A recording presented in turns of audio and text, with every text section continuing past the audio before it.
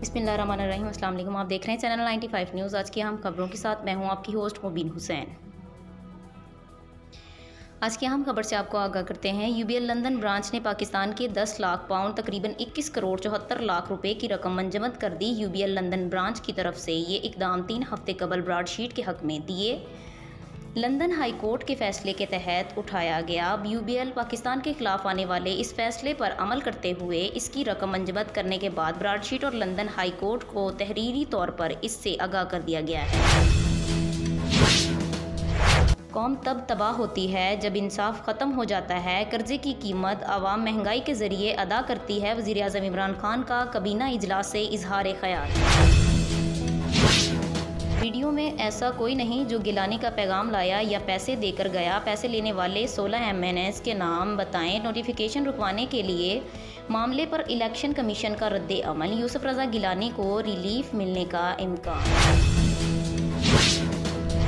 आपको एक निहायत अफसोसनाक खबर से आगाह करते चलें। इस्लामाबाद के बाद पेशावर में टेस्ट देने आए तालिबे इल्म को पुलिस ने फायरिंग करके शहीद कर दिया। थाना फ़कीराबाद के इलाके में पुलिस की फायरिंग से तालिबे इल्म ज़िंदगी की बाजी हार गया।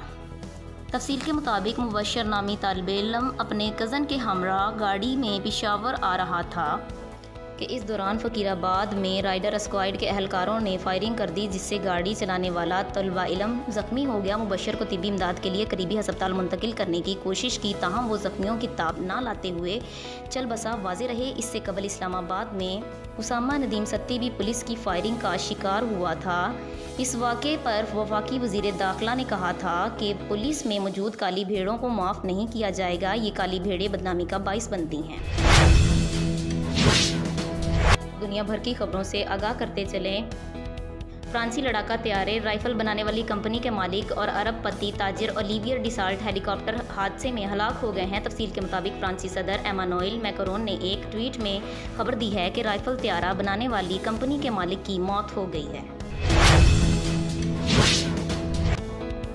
बंगाल की वज़ीर आला ममता बनर्जी का कहना था कि कहीं आगे चलकर भारत का नाम नरेंद्र मोदी ना रख दिया जाए। वो कलकत्ता कॉलेज स्ट्रीट से दरीना क्रॉसिंग तक रोड के इख्तिताम पर रैली से खिताब कर रही थी। उनका मजीद कहना था कि मोदी और वज़ीर दाखिला हमीद शाह का गठजोड़ है और उन्होंने बंगाल आकर झूठ बोला। वो वज़ीर आज़म के मनसब का बड़ा एहतराम करती है, लेकिन हैरानकुन बात यह है कि भारत का वज़ीर आज़म झूठ ही बोलता है।